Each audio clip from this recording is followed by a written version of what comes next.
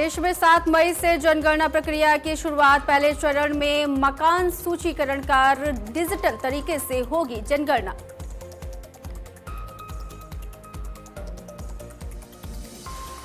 BJP में शामिल आपके सांसद संदीप पाठक पर पंजाब में 2 एफआईआर, भ्रष्टाचार और यौन शोषण के केस में मुकदमा। गिरफ्तारी की आशंका में आवास छोड़कर निकले पाठक।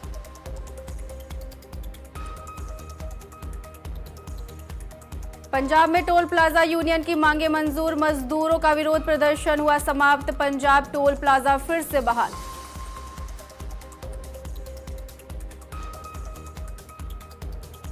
पलवल में सफाई व्यवस्था पूरी तरीके से चरमराई। शहर में जगह जगह कूड़े के ढेर। प्रशासन पर लापरवाही के आरोप तेज।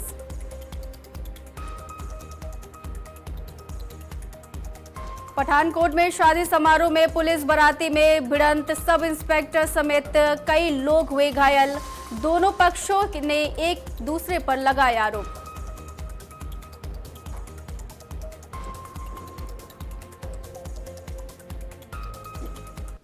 नमस्कार, बहुत स्वागत है आप सभी दर्शकों का। आप देख रहे हैं आज की खबर। आपके साथ मैं हूं अपर्णा शुक्ला। चलिए अपने इस खास बुलेटिन 3 स्टेट की शुरुआत करते हैं। देश में 2011 के बाद एक बार फिर जनगणना की प्रक्रिया शुरू हो गई है। इस बार जनगणना 2 चरणों में की जाएगी, जिसमें पहले चरण के तहत 1 मई से पूरे प्रदेश में मकान सूचीकरण का कार्य शुरू किया गया है। और उपायुक्त सचिन गुप्ता ने बताया कि ये कार्य 30 मई तक निर्धारित कार्यक्रम के मुताबिक पूरा किया जाएगा। उन्होंने ये भी बताया है कि इस बार पूरी प्रक्रिया डिजिटल माध्यम से की जा रही है और प्रत्येक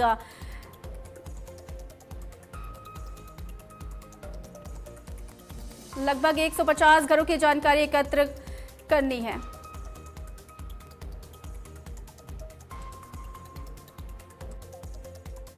हमारी पहले ड्यूटी से पहले हमारी ट्रेनिंग हुई है और इसको भी ट्रेनिंग का भी 5 इसमें लेवल्स में डिवाइड किया गया है। पहले मास्टर ट्रेनर हुए हैं, फिर फील्ड ट्रेनर हुए हैं, उसके बाद सुपरवाइजर और एनिमिनेटर को बुलाया गया है, उनको ट्रेनिंग दी गई है। ये 3 दिन की ट्रेनिंग थी और अलग अलग स्कूलों में हुई है इस ट्रेनिंग। और उसमें के बाद जो एनिमिनेटर है वो 7 हैं मिलेंगे एक ब्लॉक वाइज, और ब्लॉक का जो है मैप हम सुपरवाइजर को दिया गया है। वो सारा का सारा जो भी अब की बार पहली बार ऐसा हुआ है कि डिजिटल प्रक्रिया ये चल रही है, जिसमें आपको सारा ऑनलाइन डाटा फिल करना है। और कुछ टीचर ऐसे भी हैं जो आप ऑफलाइन भी कर सकते हैं। तो आपके माध्यम से सबको बताना चाहूँगा, अगले 1 महीने के लिए के अंदर हमारा जनगणना का काम शुरू हो गया। और मैं ये भी बताना चाहूँगा, बहुत सारे लोगों ने सेल्फ एल्यूमिनेशन भी किया, जिससे कि जब हमारी टीम जाएगी तो उनको बहुत ईजी रहेगा। इसके अंदर आपसे ज़्यादा बेसिकली इसके अंदर तो उन्होंने हाउस लिस्ट करने हैं। एक बीएलओ के पास, एक एन्यूमरेटर के पास लगभग 150 घर हैं जो हमने एकत्रित किए हैं। उन 150 घरों का उनको मोटा मोटी खाका बताना है कि ये इतने लोग रहते हैं, ये घर कच्चा है, पक्का है। फर्स्ट फेज के अंदर एन्यूमरेशन होगा, फिर सेकंड फेज में आगे की डिटेल्स ली जाएंगी। आदमी पार्टी छोड़कर के बीजेपी में गए राज्यसभा सांसद संदीप पाठक पर पंजाब में 2 एफआईआर दर्ज हुई है। इस एक मामला करप्शन और दूसरा मामला महिला शोषण से जुड़ा हुआ है। दोनों केस में धाराएं गैर जमानती हैं। ऐसा बताया जा रहा है कि पंजाब पुलिस उन्हें गिरफ्तार करने दिल्ली पहुंच गई और हालांकि संदीप कुछ देर बाद दिल्ली वाले आवास से कहीं और के लिए निकल गए।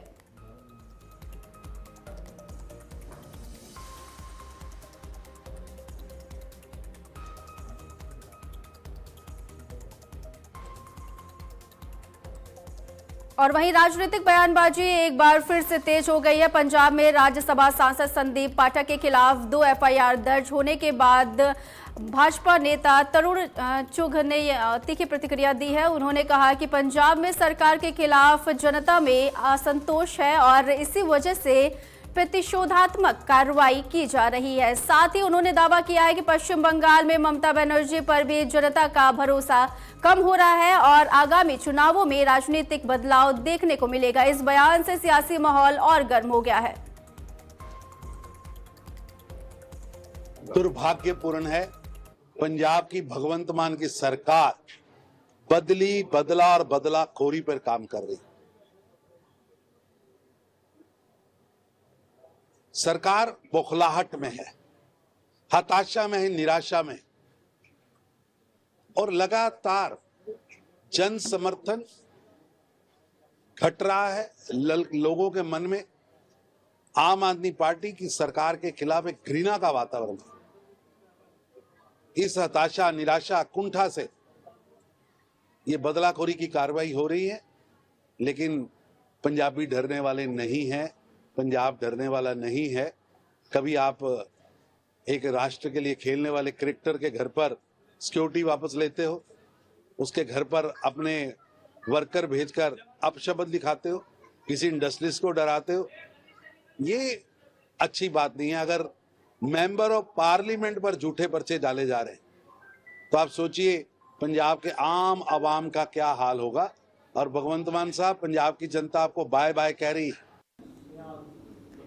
चलिए खबरों में आगे बढ़ेंगे, जहां जालंधर में करप्शन केस में गिरफ्तार रहे आम आदमी पार्टी के विधायक रमन अरोड़ा को लेकर के राजनीतिक हलचल तेज हो गई है। जानकारी के अनुसार ट्रस्ट वोट में वोटिंग के चलते उनकी सुरक्षा व्यवस्था एक बार फिर से बहाल कर दी गई है और बताया जा रहा है कि पहले गिरफ्तारी के बाद उनकी सिक्योरिटी हटा दी गई थी, लेकिन हालिया घटनाक्रम के बाद शाम को उनके आवास पर फिर से सुरक्षा कर्मी और वाहन तैनात किए गए हैं। इस फैसले को लेकर के राजनीतिक गलियारों में चर्चा तेज हो गई है।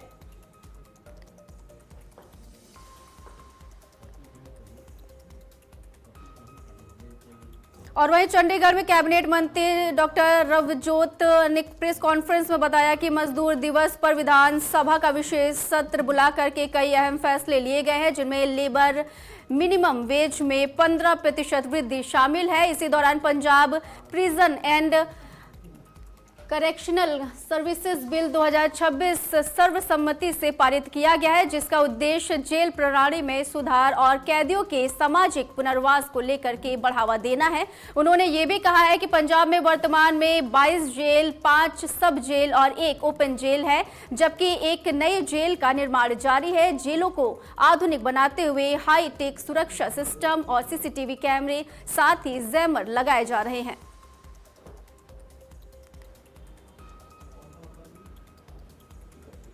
और वहीं पंजाब के शिरोमणि अकाली दल ने कांग्रेस नेता सुखविंदर रंधावा के खिलाफ जोरदार विरोध प्रदर्शन किया है। पार्टी कार्यकर्ताओं ने कांग्रेस भवन के बाहर प्रदर्शन करते हुए रंधावा का पुतला भी फूंका है।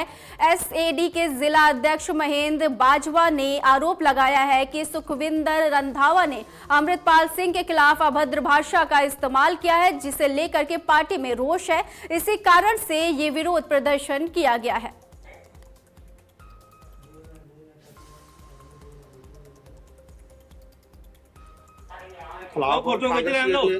ਜਿਹੜੇ ਬੰਦੇ ਨੇ ਬੜੀ ਭੱਦੀ 2-3 ਦਿਨ ਪਹਿਲਾਂ ਸ਼ਬਦਾਵਲੀ ਵਰਤੀ ਹੈ ਭਾਈ ਅੰਮ੍ਰਿਤਪਾਲ ਬਾਰੇ ਕਿ ਜਿੱਦਾਂ ਕਹਿੰਦੇ ਨੇ ਕਿ ਇਹ ਜੇ ਬੰਦੇ ਹੈਗੇ ਨੇ ਜੋ ਕੁਝ ਆਪ ਕਰਦੇ ਨੇ ਇਹ ਬਹੁਤ ਕੁਝ ਗਲਤ ਕਰਦੇ ਨੇ ਕਿ ਇਹ ਬੰਦੇ ਇਹਨਾਂ ਕੋਲ ਮਾਫੀਏ, ਇਹਨਾਂ ਕੋਲ ਸਮਗਲਰ, ਇਹਨਾਂ ਕੋਲ ਗੈਂਗਸਟਰ ਇਹ ਉਹਨਾਂ ਬੰਦਿਆਂ ਨੂੰ ਸ਼ਹਿ ਦਿੰਦੇ ਰਹੇ, ਉਹਨਾਂ ਬੰਦਿਆਂ ਲਈ ਕਰੋੜਾਂ ਰੁਪਏ ਖਰਚਦੇ ਰਹੇ ਨੇ ਜਦੋਂ ਇਹ ਜੇਲ੍ਹ ਮੰਤਰੀ ਹੁੰਦੇ ਸਨ। ਤੇ ਅੱਜ ਇਹ ਲੋਕ ਉਹ ਵਿਚਾਰਾ ਭਾਈ ਅੰਮ੍ਰਿਤਪਾਲ ਸਿੰਘ ਡਿਬਰੂਗੜ੍ਹ ਜੇਲ੍ਹ ਬੈਠਾ ਹੋਇਆ ਤੇ ਇਹ ਬੰਦੇ ਉਸ ਬੰਦੇ ਨੂੰ ਐਵੇਂ ਬਦਨਾਮ ਕਰ ਰਹੇ ਨੇ। ਜਿਹੜਾ ਜੋ ਵੀ ਆਪਣਾ ਸ਼ੰਭੂ ਬਾਰਡਰ ਤੇ ਜੋ ਵੀ ਕੁਝ ਹੋਇਆ ਹੈ ਉਹਦੇ ਵਿੱਚ ਭਾਈ ਅੰਮ੍ਰਿਤਪਾਲ ਦਾ ਨਾ ਕੋਈ ਲੈਣਾ ना कोई देना, वो तो डिब्रूगढ़ बैठा हुआ है। चलिए खबरों में आगे बढ़ते हैं, जहां जालंधर में 1 मई को डेमोक्रेटिक वर्कर्स फेडरेशन पंजाब और रूरल मजदूर यूनियन पंजाब की ओर से देशभगत यादगार हॉल में मजदूर दिवस पर कार्यक्रम के बाद विरोध प्रदर्शन किया गया। इसमें आशा वर्कर्स, मिड डे मील कर्मचारी, ग्रामीण मजदूर और अन्य श्रमिक बड़ी संख्या में शामिल हुए। इस मौके पर यूनियन नेताओं ने कैपिटलिज्म और साथ ही निजीकरण और केंद्र सरकार की लेबर नीतियों की आलोचना की है। उन्होंने आरोप लगाया है कि 4 लेबर कोड लागू होने से बेरोजगारी बढ़ेगी और मजदूरों के अधिकार कमजोर होंगे।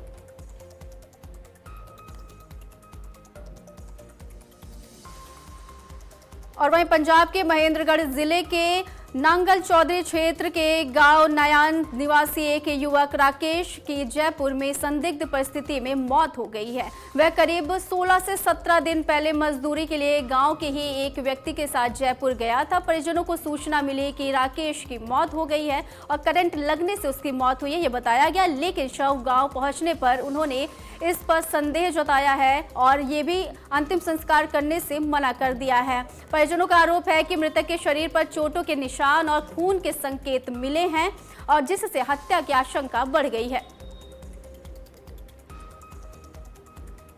जिला नागरिक अस्पताल नारनौल की मोर्चरी का इंचार्ज हूँ। आज दिनांक 2/5/2026 को एक मामला नांगल चौधरी थाने द्वारा लाया गया है, जिसमें मृतक राकेश कुमार पुत्र बुद्धराम गांव नायन का जो शव है वो हमारे पास आया गया है कागजों के साथ, जिसका पोस्टमार्टम जो है मेरे द्वारा किया गया है, जिसके अच्छी तरह से गहन जांच करते हुए मैंने सैंपल्स जो है वो उसके आगे की जांच के लिए रख लिए हैं।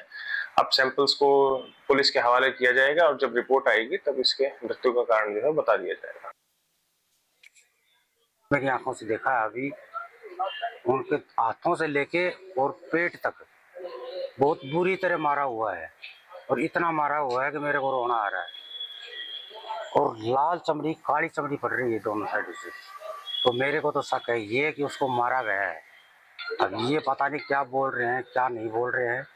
इसको तो नाकों अंदर से खून आ रहा है, जो कि खून इतना बह रहा है कि मेरे हिसाब से सारा खून निकल गया इसको। भाई चढ़ाई का काम करता था, ये जयपुर में गया था। और वहीं पलवल जिले के फिरोजपुर गांव में एक शादी समारोह के दौरान बदमाशों ने फायरिंग शुरू कर दी थी। इससे अफरा तफरी मच गई और अचानक घर में हुए हमले को लेकर के लोग इधर उधर छिपकर जान बचाने लगे। इस हिंसक घटना में दुल्हन का भाई गोली लगने से गंभीर रूप से घायल हो गया है। सूचना पर पहुंची पुलिस और फिर जांच जारी है। देखिए 29 तारीख की रात को करीब 10:30 बजे पुलिस के पास इंफॉर्मेशन आई थी कि फिरोजपुर गांव में गोली चल रही है। तो जिसकी सूचना पर तुरंत additional SHO Tek Singh with force के वहाँ पहुँचा था। तो वहाँ जाके पता चला कि नितिन सन ऑफ विजयपाल को पैर में गोली लगी है। तो उसके बाद में फिर वो हॉस्पिटल गए तो वहाँ पर उसको रेफर कर दिया था। तो ये वहाँ जाके पता चला कि भीम ने उनको गोली मारी है।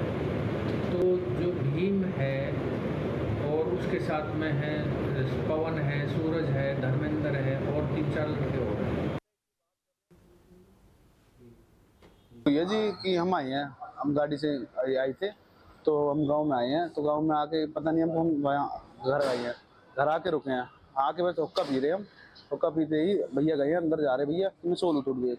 सोने के बाद वहाँ अंदर गए हैं वो, फिर हम वहाँ से आए हैं टॉयलेट के लिए आए, वहाँ बाहर आए इतने ही फायरिंग चालू हो गई है। अपने घर से बाहर नहीं, वहाँ कमरे से बाहर आए फायरिंग चालू में पता नहीं कौन फायरिंग कर रहा है। बाहर गेट लग रही है तो बाहर से फायरिंग हो रही, बढ़िया हो रही है। 15-20 गोली फायर भी हुई हैं, कोई बात नहीं। अंदर से हम भी ऐसे खड़े हुए, फिर हमने देखा क्या हो रहा है, गोली की आवाज़ आई हमें भी। तो देखते देखते ऐसे ही वहाँ गोली भैया फिर पैर में लग गई, वहाँ पे निकल गया गेट के वहाँ से। और वहीं हरियाणा के भिवानी के वार्ड नंबर 27 में पिछले 6 दिनों से पेयजल आपूर्ति ठप होने से गंभीर संकट पैदा हो गई है।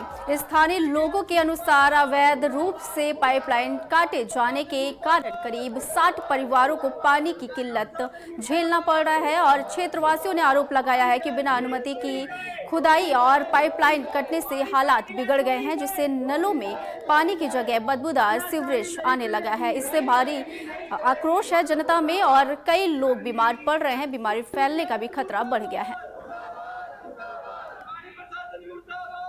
27 नंबर वार्ड है जी, और यहाँ पे ऐसी कोई समस्या नहीं थी। समस्या इन्होंने खुद ने खड़ी करी है, क्योंकि यहाँ पे पानी ठीक आ रहा था, परली तरफ पानी नहीं आ रहा था। तो ये बोल के क्या नाम लेते हैं यहाँ पे ब्लैक पानी आ रहा है, इस वजह से यहाँ पे खोदा गया था। ऐसी कोई बात नहीं थी। बस खाली ये यहाँ पे उन्होंने पानी अपनी पूर्ति करनी थी, उनके पास पानी नहीं आ रहा था बिल्कुल भी, इस वजह से उन्होंने यहाँ पे खोदाई कर दी बिना किसी से कोई परमिशन। ऐसी कोई परमिशन थी नहीं, कोई परमिशन थी नहीं। अगर परमिशन होती तो सरकार जो भी है जैसे वो करवा के जाते खुद भी, ना तो वे आए। 5 दिन हो गए, ये गली दुखी हो रही है, वो गली ठीक है सूखी है जैसी भी है, लेकिन जो भी है हल इन्होंने बैठ के करना था, पूछ के करना था, क्योंकि लाइन है ना हमेशा पूछ के काटी जा सकती है। अब ये कह रहे हैं कि आगे हम खुदाई करेंगे, अगर आगे खुदाई करेंगे तो वही भी बोले उनके गारंटी हम क्यों लेंगे। लोग काफ़ी परेशान हैं, इनके घरों में 6 दिन से पानी की समस्या निरंतर बनी हुई है। आज तक इस एरिया में कभी पानी की समस्या नहीं थी, लेकिन कुछ दिन पहले यहाँ लाइन काटी गई, उसके बाद पानी की समस्या बनी हुई है। ये जोन बनाने की बात कर रहे हैं, लेकिन जोन बनाने का तरीका इनका बिल्कुल ही गलत है। आगे ये कह रहे हैं कि ये हालू बाजार की सप्लाई यहाँ दी जाएगी, लेकिन हालू बाजार की सप्लाई यहाँ तक प्रॉपर ढंग से नहीं पहुँचा पानी, और इसमें हर घर को पानी मिल रहा था। और कुछ घरों के लिए आगे कुछ ज़्यादा एरिया नहीं है, लगभग 50 मकान होंगे जिनमें अब लाइन काटने के बाद पानी की समस्या हुई है।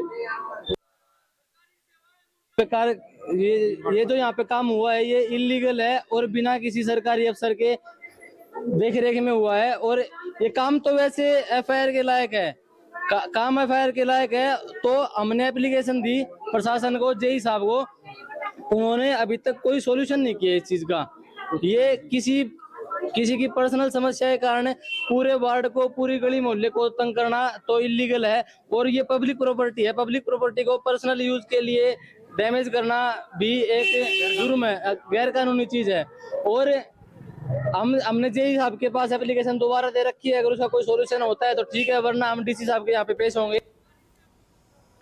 हिमाचल प्रदेश के बिलासपुर के झंडुता क्षेत्र का ऐतिहासिक नौड़ इन दिनों उपेक्षा का शिकार है।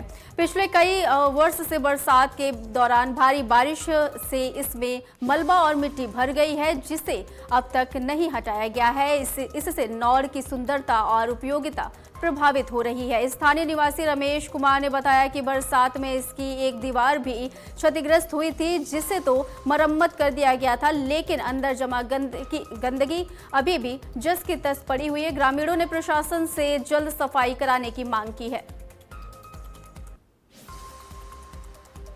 तो हमारा ठौकरदारा नरसिंह मंदिर मूर्ता के साथ जो 250 साल पुराना नौन है, ये दीवार काफी महीने पहले गिर चुकी थी। उसको लगाने का जिस प्रकार से लोक निर्माण विभाग ने कार्य किया था, उसका हम धन्यवाद करते हैं, और जिन किसी ने भी इसके लिए बजट दिया है उसका भी धन्यवाद करते हैं। लेकिन पिछले 5-6 महीने से पहले जब ये दीवार बनाई गई थी, तो जो उसमें मिट्टी पड़ी हुई थी वो आज तक इसी के बीच में ही है। तो मेरा लोक निर्माण विभाग से निवेदन है कि इस मिट्टी को जल्द से जल्द निकल आने की कोशिश करें। प्रशासन से भी मेरा निवेदन है, जिस किसी का भी ये कार्य है वो करवाने की कृपा करें। चलिए खबरों में आगे बढ़ते हैं, जहां पंजाब के पलवल शहर में बीते एक सप्ताह से सफाई व्यवस्था पूरी तरीके से चरमरा गई है, जिससे पूरा शहर कूड़े के ढेर में बदलता हुआ नजर आ रहा है। नई सफाई एजेंसी को कार्य शुरू करने में देरी और नगर परिषद की वैकल्पिक व्यवस्था न होने के कारण हालात और बिगड़ गए हैं। स्थानीय लोगों का आरोप है कि घर घर कूड़ा उठान बंद होने के कारण लोग मजबूरी में कूड़ा मुख्य चौराहे पर फेंक रहे हैं। कांग्रेस नेताओं और पार्षदों ने प्रशासन पर लापरवाही और भ्रष्टाचार के आरोप लगाए हैं।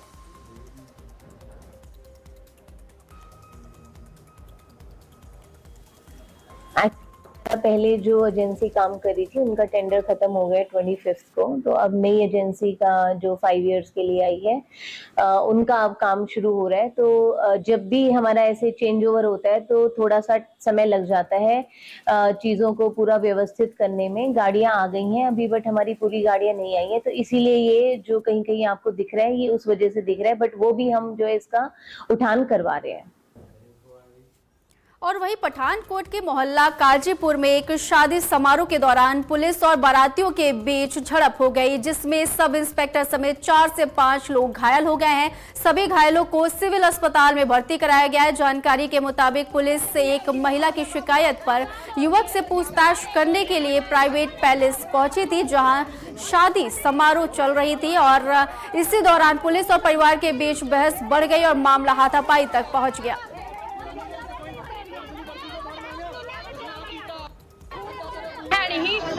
भाजी बड़िया कंप्लेंटा कीतियां ने, बिठा के भी भाजी गल की, बड़े नन्हे बच्चे छड्डे ने भाजी। वो मेरे भरा पिछे भाजी हाथ धो के पई है, ओदी वीडियो आंदी है, फोन किने कोले है, वो हर एक नवे। ਤੁਹਾਡਾ ਕੀ ਨਾਮ? ਮੇਰਾ ਨਾਮ ਭਾਜੀ ਕਵਿਤਾ। ਤੁਹਾਡੇ ਭਰਾ ਦਾ ਨਾਮ ਕੀ ਹੈ? ਭਾਜੀ ਰਮਨ ਹੈ। ਅੱਛਾ ਤੇ ਭਾਜੀ ਉਹਨੂੰ ਚੱਕਣ ਆਏ ਸੀ ਮੇਰੇ ਵੱਡੇ ਭਰਾ ਦਾ ਫੰਕਸ਼ਨ ਕੀਤਾ ਬਾਹਰ ਦਾ। ਭਾਜੀ ਮੇਰੇ ਵੱਡੇ ਭਰਾ ਦਾ ਫੰਕਸ਼ਨ ਸੀ, ਠੀਕ ਹੈ, ਅਸੀਂ ਕਿਹਾ ਇੱਥੇ ਹੈ ਨਹੀਂ ਹੈ ਰਮਨ, ਠੀਕ ਹੈ, ਤੇ ਅਸੀਂ ਆਖਿਆ ਕਿ ਉਹ ਮੇਰੇ ਤੋਂ ਪੁਲਿਸ ਭੇਜਦੀ ਹੈ, ਜਿਪਸੀ से जिप्सी भेजती है भाई, साडा फंक्शन खराब कर रही है। कौन भेजती? कौन है जी? हेमा। वो कौन? वीडियो फोटो भाजी हेमा जेडी हेमा। वो कौन है भाजी? आ देखो आ कुड़ी है, काफी मुंडे नाल, ये काफी मुंडे नाल भाजी दा रिलेशन है। हरियाणा की कैथल पुलिस ने ऑपरेशन इस्माइल के तहत 1 महीने में बड़ी सफलता हासिल करते हुए 206 गुमशुदा लोगों की खोज करके उनके परिजनों से मिलवाया है। इसमें 43 बच्चे और 163 वयस्क शामिल हैं। इसके साथ ही भीख मांगने और साथ ही बाल मजदूरी में लगे 15 बच्चों का भी रेस्क्यू किया गया है। आपको बताते चले कि डीएसपी रमेश चंद्र ने बताया है कि ये अभियान मानव तस्करी और साथ ही गुमशुदगी के मामलों पर प्रभावी कार्रवाई के लिए चलाया गया। हरियाणा प्रदेश में माननीय डीजीपी श्री अजय सिंघल जी आईपीएस के निर्देशानुसार और कैथल जिला के पुलिस अधीक्षक श्री मनप्रीत सिंह सूदल के मार्गदर्शन में कैथल पुलिस ने ऑपरेशन मुस्कान चलाया है, जिसका मुख्य उद्देश्य गुमशुदा बच्चों को व कुछ गुमशुदा व्यक्ति, कोई मंदबुद्धि वगैरह जो भी ऐसे हैं, उनको अपने तलाश करके परिवारजनों से मिलवाने का काम किया है। चलिए खबरों में आगे बढ़ेंगे, जहां कुरुक्षेत्र के इस्लामाबाद क्षेत्र में नेशनल हाईवे 162 पर जमींदारा ढाबा के पास हुए सड़क हादसे में एक युवक की मौत हो गई, जबकि उसका दोस्त घायल हो गया है। जानकारी के मुताबिक दोनों दोस्त पिहोवा से कार से सवार होकर के अपने घर लौट रहे थे। इसी दौरान आगे चल रहे ट्रक ने अचानक ब्रेक लगा दिया, जिससे उसकी कार ट्रक के पीछे जा टकराई।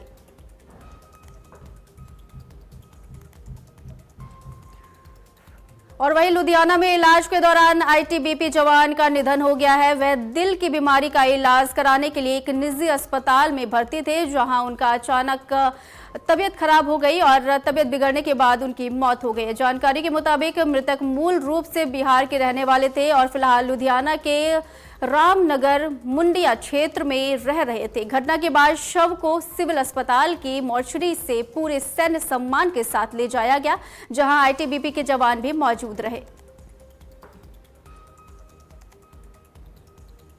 मैं आपको बता दूं, सिविल हॉस्पिटल के बाहर राहुल तवाड़ी जो थे बिहार के रहने वाले थे, जो उनकी बीमारी करके हो चुकी है, लेकिन लगातार तस्वीरें जो उन्होंने शव है वो यहाँ से लेकर जा रहे हैं सिविल हॉस्पिटल पे, हाईवे पे लेकर बातचीत करेंगे। सर पूरा मामला क्या था, क्या हुआ था, कितनी देर हुई जिन्हों को बीमार हुआ? सर बीमार तो 2-3 दिन हुआ था। मैंने 30 तारीख सर रात में 9:35 में स्टार्ट किए थे हॉस्पिटल में, कैंसर हॉस्पिटल में सर।